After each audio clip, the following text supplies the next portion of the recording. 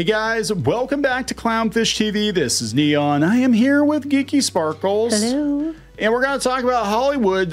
Some people in Hollywood might be having buyer's remorse about the strikes. We're going to talk about the IATSE strike, and just kind of a continuation of the discussion of how Hollywood is never going to be the same as it was before. So, before we get into it any further, please subscribe for more pop culture news, views, and rants, guys. You get woohoo if you do. Woohoo! All right, Geeky is here. She's probably going to be doing a couple of videos herself this weekend. Probably. So I usually Sundays. She's going to take over. She's going to take charge. Yeah. It's always more fun when I take charge. So let's talk about this. What's going on? Okay, so first of all, IATSE and look, AMTIP might have avoided a strike because it seems like they have got a new 3-year deal ratified. So there's at least some good news going into this. Apparently, they said that they reached a new 3-year deal with the Alliance of Motion Pictures, AMTIP. AMTIP. And they ratified the latest contract by a comfortable margin, despite some worries throughout the voting process that AI provisions may provide a deal breaker with some members, which is still an ongoing issue. We'll talk about that in a minute. Yeah. The base agreement received 85.9% approval, while the standards agreement was approved 87.2%. Yeah, so we did a video last week talking about the AI with the IATSE, and they were mad, and it was a potential deal breaker. They were mad because they were not given the same AI rules that the writers were given. The writers basically have the option of bypassing AI if they don't want to work with it. And with IATSE, they were like, no, if we say you have to work with AI, you have to work with AI. Yeah. So apparently this new contract will go into effect on August 1st. The union voter turnout was historically high, which I'm sure it was. Yeah. Here's what Matt Loeb, the international president of IATSE, said. IATSE's rank and file members have spoken, and their will is clear between significant wage increases in addition to several craft-specific adjustments, bolstered health pension benefits with new funding mechanisms, improved safety provisions, critical protections, preventing misuse of AI from displacing IATSE members, and more. The gains secured in these contracts mark a significant step forward for America's film and TV industry and its workers. This result shows our members agree, and now we must build on what these negotiations achieved. So yeah, so they got this thing ratified, and I don't blame IATSE for because it wouldn't be fair that writers and stuff got AI protections and they did not. Yeah. I mean, but then again, we're talking potentially different roles here too. I mean, the writers are actually creating the scripts or whatever. IATSE, it covers a broad range of services. But yeah, I think part of what's going on here is nobody fully understands. One, they don't understand what AI can and can't do, and two, they don't understand or realize where it's going to be in a couple of years. So it's really hard to sign a deal now when you don't know where it's going to be in 2 years. Right. Well, the way it's been making gains, it's kind of scary, and you really need to start putting some regulations on some of that stuff. But yeah, so they said different places were congratulating IATSE, AMTIP, and member companies congratulating IATSE on ratifying these landmark deals, et cetera, et cetera. So this is reminiscent of last year's strikes, because last year it was the writers and the actors. This year it was the other people that work on the films for different craft specific things. And the problem is, though, now looking back, some of the issues they're having is the aftermath of last year. Yeah, so we've actually had comments on some of our previous Hollywood videos where people are saying that this is the worst it's been in decades for work. And I did a podcast with Fresher Luke about the animation industry, and people are lamenting that this is the worst that's been in a long time. What is happening is, one, we have this massive contraction in Hollywood because everybody blew themselves up chasing streaming, and there was a lot of free money going around, but it's like nobody knows where it's going to go. So they're spending as cautiously as possible. We got Paramount getting gobbled up. Warner Brothers is talking about splitting in half to survive. There's a lot less work out there. So the people that get on a show like, House of the Dragon or something are going to make money, a big show. But like everybody else, you're not going to really make any more money or any money. There's way less, like you said, way fewer jobs across the board. And that impacts everybody, and the SAG-AFTRA, WGA, or AMTIP even, and IATSE. It affects everyone. Fewer jobs the whole way around. There's a bunch of executives getting gone. But how many vice presidents do you really need? Let's be honest here. Yeah. I would argue that a lot of the craft-specific jobs can't be as easily replaced with AI as, an actor could or, a writer could, as I'd argue. But everything's shrinking. So who's left is going to get a better deal. But what we told you was going to happen was because of these strikes, it's going to it's going to, you know, you have a big pie, it's going to shrink the pie, and those who have or the pie stays the same, whoever's left gets bigger pieces or gets a piece, and everybody else gets booted. And that's what's going on, and that's what the aftermath is from last year. So I don't know how it's going to affect IATSE down the road. We're seeing now how it's affecting, you know, WGA and SAG-AFTRA, and some people were thrilled and other people are not. Yeah, I mean, again, the people at the top are basically going to do better, right? And everybody else is going to do worse, or they're not going to do at all because they're not going to greenlight enough shows to give everybody work. That's what this is talking about. So the Hollywood Reporter has an article. And they said a little over a year later, Hollywood is still feeling a little bit like the Titanic. During the strike, as creators contended, they were increasingly being devalued in the streaming era. Employment of LA entertainment workers dropped 17%. Yes. As workers emerged from labor battle with sapped savings accounts, the business was simultaneously being reshaped by major companies continuing to aggressively cut costs. Production in the U.S., because they're sending it overseas like to the U.K. and stuff because they get kickbacks, in the last 6 months is down 37%. Compared to the same period in 2022. In the wake of the labor battle, scribes have spoken publicly about a dearth of opportunities, while some actors and writers have talked about not being able to meet their union health insurance thresholds. Yeah, so that's a thing too, which I didn't realize, because I've never belonged to a union, right? But you have to make so much money per year in your chosen craft to be able to get the health insurance, and they're coming in like just under that. So they're not having to pay out the health insurance. And I think that the companies are doing this intentionally, and we're going to see more of, and I have to wonder how long this whole system is going to last, because more of these studios are getting gobbled up by tech companies, and tech companies aren't going to do that. They're not going to play this game. So they're saying that basically people still think it's worth it, and it depends who you ask, because they said some people think are getting, you know, it's like feast or famine. Some people are feasting, and they're like the ones that are higher up, so they're getting all the opportunities, and other people aren't because there's not that many opportunities left. So they were talking to different people, and they talked to SAG-AFTRA people, WGA members, executives, and agents. Now, WGA members, some of the ones they mentioned is they said that, you know, they're still doing okay. Right. SAG-AFTRA actors believes the strike was worth it because they're probably still having work. Yes. And now you go to other places outside the cocoon of the union, agents and executives make the argument that the strike dealt a harsh blow to the business at a time when it was already in a delicate state amid consolidation of Wall Street's increased focus on profitability for streaming platforms. The investors want money. Yes. One television exec notes that currently have more than 200 writers being submitted for 3 slots in a single show. Oh, my God. We are the worst place as an industry due to the strikes, said another executive. The agency partner adds that the contraction in the entertainment business was already coming pre-strikes, but the strikes accelerated it. Oh, my God, if only someone could have said that was probably what was going to happen, that it was a really bad time to go on strike. If only. What was it you kept saying? It's a bad time. When daddy gets laid off, you shouldn't ask him for a pony. When How many daddy times gets did you laid say off, that? yeah, when daddy gets laid off, you don't ask him for a pony, right? You don't ask for raising your allowance. And that was it. Like, we could see that Hollywood was already suffering, and then they're like, oh, yeah, now we want more money. And they're going to be like, you know what? It's a really easy decision. No, we're going to cut back on the shows. There's half as many people that we're going to pay the people that are left more, but everybody else, yep, you're gone. Goodbye. But guess what? The union leaders say that it was necessary, because of course they do, because that's their job. Yeah.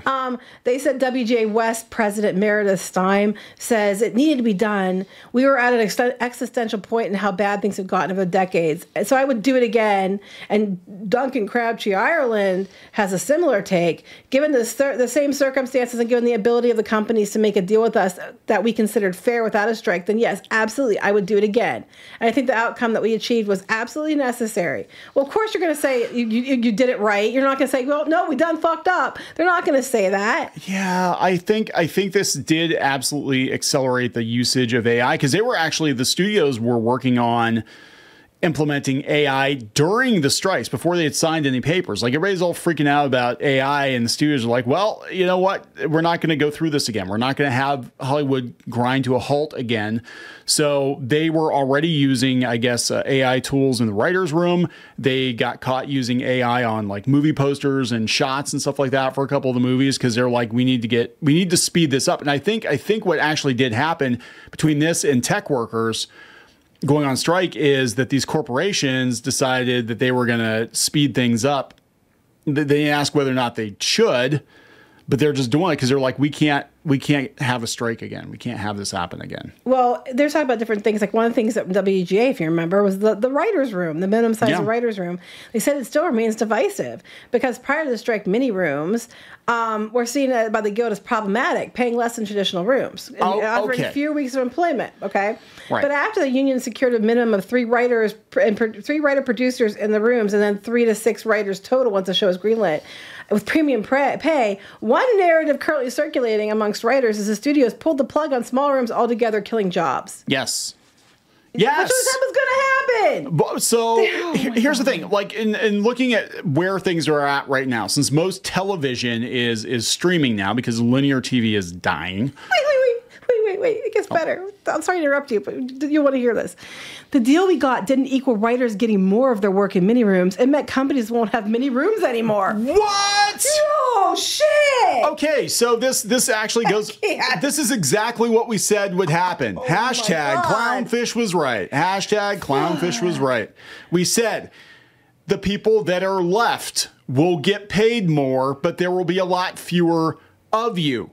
So the pie is the same size, maybe a bit smaller, but there are fewer slices of it. But the people that are left are going to get a bigger piece of it. Right. But most of you are not going to taste any pie. This one person said they just finished working on the pre-greenlit development for Legally Blonde spinoff on Amazon. Again, why do we need this? And then they said that they got minimums of nearly 2 times the previous rate because you are the ones that got in. Because this one they probably think it's an existing IP. They're probably like it's going to work. So here.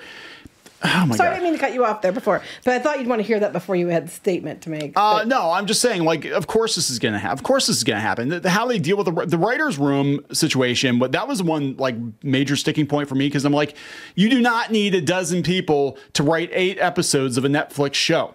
And what it's all about was the guild wants the money from those 8 people, 8, 12 people, wherever they have, and it's not necessary. The most successful sitcom, the only time you really needed that many people in the writer's room is when you're churning out like 20 or 26 episodes a season. And, every week you had a new episode of Friends or something. Even then, I don't think Friends had that many people working on it. But like, you don't need that many people.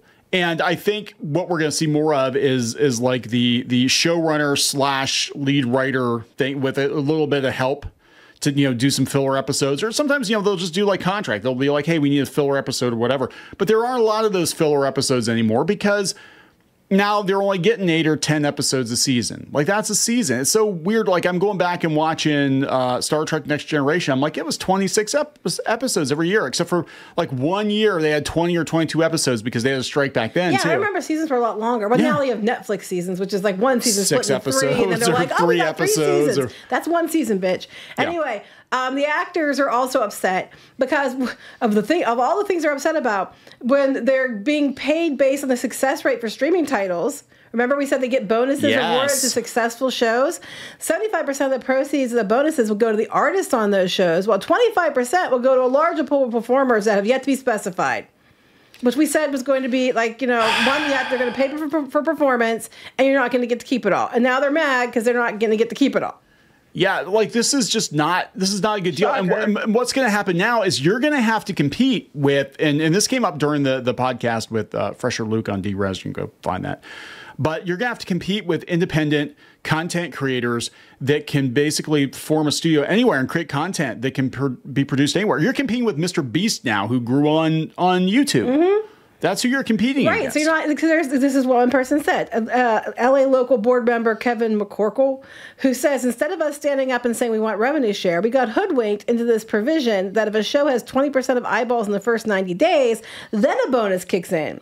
And the actors that are given the bonus must relinquish 25% to go back to the general pool that they haven't specified yet what goes to. So you have to first get, a big hunk of the eyeballs to earn a bonus. Right. Which, that just makes sense. And then on top of it, you don't get to keep it all because 25% of it goes back to people, for this other pool they haven't specified what for yet.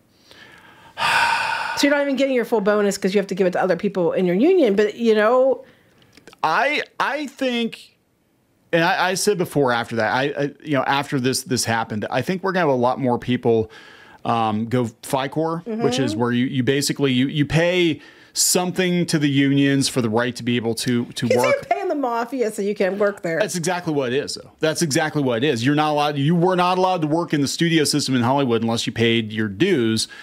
But people are going FICOR, and I think more people are going to go FICOR because then if there's a strike, they're unaffected. They pay whatever the bare minimum is to the unions to shut them up. You get your whatever, but they also don't get the benefits of the union. But they can work whenever they want to. And there are several actors and directors in Hollywood that work this way, but they're not well liked, and in some cases they're blacklisted because they don't want to work with them because it sets a precedent. But like Sylvester Stallone, I think he renounced his membership. George Lucas was the original. George Lucas was so fed up with the OG FICOR.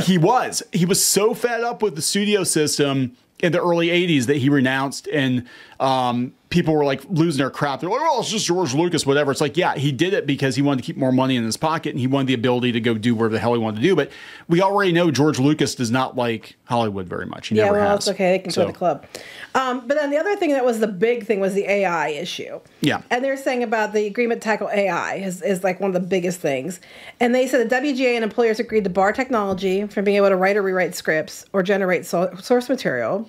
SAG-AFTRA secured a long list of regulations, including the actors must consent to employers creating a digital replica of them for the job. If an employer creates a non-human synthetic performer using AI, the employer must inform the union and bargain in good faith for the character to replace a human performer. Okay, so what happened is now it's generating concerns and confusion among members. And they mentioned this Nandini Bapat, who was an actor, played different things, okay? So two separate occasions, Warner Brothers shows, they were taken aback when they were asked on their first day of work to consent to the creation of a digital replica of their contract in their contracts. There was another person, so two different actors, okay? And they said that, they declined to name the show, but they neither were informed before the first day of this consent might be requested, and both didn't like what they were being asked, so they did not sign. And they said they were told that signing was a condition of employment, and that the contract language was standard. So they thought they didn't have to, and they contacted their union, and they said, after back and forth, the one person that did not have to sign the part of the contract, and the thing said that she got sent home because she wouldn't sign off on it. And she got a day's pay but not a stunt adjustment. They basically said, well, you don't sign, you don't get it. So even though you have the protections, SAG-AFTRA said that the advance notice is only 48 hours before the creation of a digital replica, not necessarily before you show up to work. And they said that the digital replica is required before consenting to the use with limited exceptions. Yeah, so this is like, and then who's to say they're gonna take advantage of the AI language? What they're gonna do? Right? Of course they are. The studios, to maximize profits. At the end of the day, the bean counters at the studio would love to be able to not have to pay anybody any more than they have to, right? And that's this is why they talk about Hollywood accounting, and they're not gonna. If and when, I think it's more of a when, the studios can hire a handful of people to spin up a mostly AI generated movie and not have to pay actors and, costume designers and people to put together the set pieces, lighting, all that shit. They're going to be thrilled. Keep all the money. And keep all the money. They're basically, at that point, they print money. And that is going to that is what their end goal is. So this whole thing with the strikes is basically just, I think, just delaying the inevitable. I mean, they're always going to be, we're always going to need a human component to make these movies and stuff like that, right? But there are going to be a lot fewer people needed because so much of it is going to be done by computer. A lot of the heavy lifting is going to be done by the computer. And it could be kind of like Sky Captain, where that was a skeleton crew, and so much of Sky Captain was put together with, digitally. Sky Captain's still my favorite. It was awesome. So underrated. But that is kind of the future, I think, where you might have a handful of actors and a handful of people working on it, but so much of it's done in the computer. And how much money is the studio saving? That's all they care. At the end of the day, that's all they care about. Record profits, guys. Record profits. And so these different groups are like thinking they're getting protections, and they are to some extent. But how long is that? And it's turning out that they're not getting exactly what they thought they were getting. They need because of the way the language is. And they said they don't know how effective the union's AI language will be, because they're basically saying that it's not copyrightable now, so it's holding up. But if they turn around and make it that it's copyrightable, they said technology is changing so quickly and it's becoming so good, it's relatively easy to replicate an actor or actress, essentially put them in places where they haven't been. And if they start being, there's copyright stuff and that starts being copyrightable, we might have a whole different situation. But it's a mess. And so, like, I'm glad IATSE got a contract, and, you know, they didn't push it too far with AMP-TIP because we didn't want another last year to happen again because it's hurting them this year. But it doesn't matter if you get protections. Some of these protections, they have workarounds, and they'll use the fine print to do so. They basically sped up the process because, again, the takeaway from the studios, I'm telling you as a guy with a corporate background, I'm telling you what they're thinking. The takeaway is we can't afford to be shut down again. Let's speed up our plans for AI. Let's speed up our plans to, you know, start studios in other countries, other locations where they're not union. Let's work with more non-union people. I think they basically sped up their own demise. But then the flip side of that is, if you just rolled over, they were gonna take what they wanted anyway, you know. And but there are going to be a lot fewer people working in Hollywood because not as many people are going to be needed, and that's just the reality of it. And I don't know what to tell you. That sounds like such like an old man thing. Like, people get to a point where they're just like, I don't know what to tell you. I told you so. Oh well. But yeah, I seriously, and I'm not being facetious. If you work in the creative industry, any creative industry, whether it's Hollywood or comics or animation, whatever, please do yourself a massive favor and make sure you have a marketable job skill outside of that, because we don't know which way things are going to go. I just know that there's always going to be a need for humans involved in the creative process, but there aren't going to be as many humans needed. So if you're not one of the lucky ones to get the deal, and there are a lot of factors, it's not even skill sometimes it's just who you know, then you need to make sure that you can still put food on the table, right? Yes. All right, we're going to wrap that up? Yep. All right, let's wrap this one up, guys. Please subscribe for more pop culture news, views, and rants, and we'll talk later. Bye.